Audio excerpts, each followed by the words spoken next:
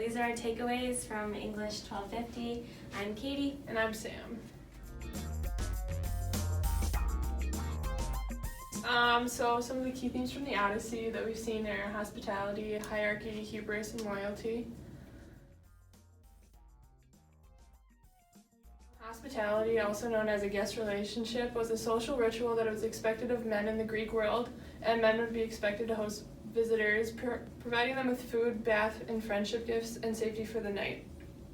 A prime example of this is when Athena went to Ithaca, disguised to go tell Telemachus to go find Odysseus, and Telemachus was one of the only people there who really showed any hospitality to them. And then hierarchy, just like within the Greek society, it was divided into 4 main classes, plus the god and goddesses. So there's like your upper class, which would be like Odysseus. And then there's like middle class, lower class, and then the freedmen or the slaves. And in the Odyssey, we can see that the main characters in the lower class system, or even the slaves, didn't have a very prevalent voice in the epic, or when compared to those that were rich and wealthy in the upper class system.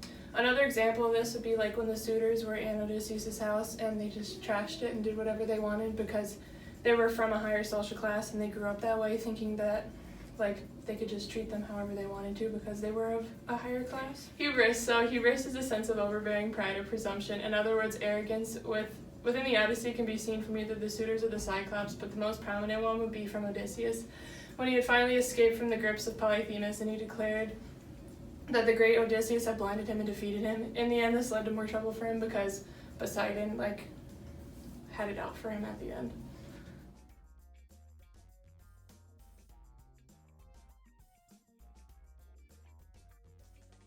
And then loyalty. Loyalty is a concept that we all should know and be fairly familiar with, but by definition, it's a feeling of support or allegiance to someone or something. The major theme can be seen throughout the epic, but the most prevailing instance was when Penelope's loyalty to Odysseus. Odysseus had been gone for so many years, and the suitors had already been there for 3 years, but she decided to stall them because she knew that Odysseus was still out there and wouldn't just leave her.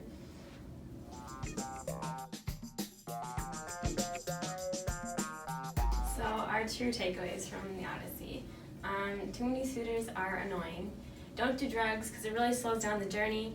And Cyclops are foes and not friends. So too many suitors are annoying. We get it. You like Penelope, but honestly, it's rude to be snatching up the woman so quickly after her husband hasn't even returned from war.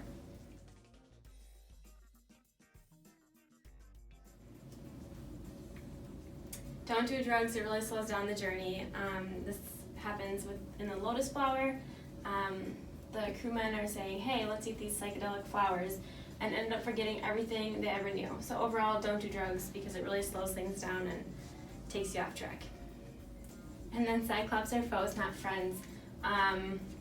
Odysseus and his crewmen run into the Cyclops and think everything's going to be okay until the one-eyed giant scoops them up for lunch. So, not a good idea.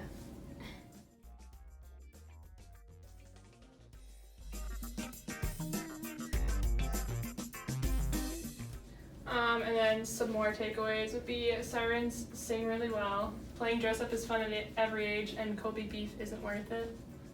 Sirens sing really well. Don't be fooled when you hear their angelic voice.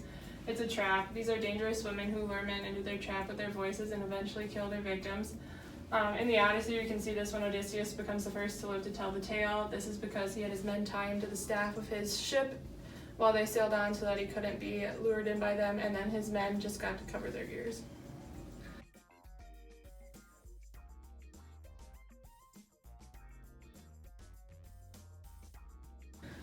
Dress up at any age is fun. This can be seen all throughout the novel. Disguises are a really big part of it. Not only just to the gods and goddesses to hide their appearance to the mortals, but also Odysseus on his journey back home so that people don't know who he is. And then Kobe beef isn't worth it. Odysseus and his crew members find themselves upon the island of Helios, the sun god, and this island is where Helios keeps his prized cattle, and they just decided that they're very hungry, and with lack of hospitality, they decided to eat a few, and as it goes further on through the book, it angers Helios, and he ends up wrecking Odysseus' ship and kills all of his men. So we also focus on the glass menagerie. So there's a difference between the live performance and reading the play, the theme of confinement, and also the theme of family. So the live performance was very different from the play, from reading the play. It gave myself a different understanding, and I think that's common when you read other plays and go see them. So Tom seemed much older. Amanda seemed a lot more humorous and not very serious, and she seemed a lot more angry in the book.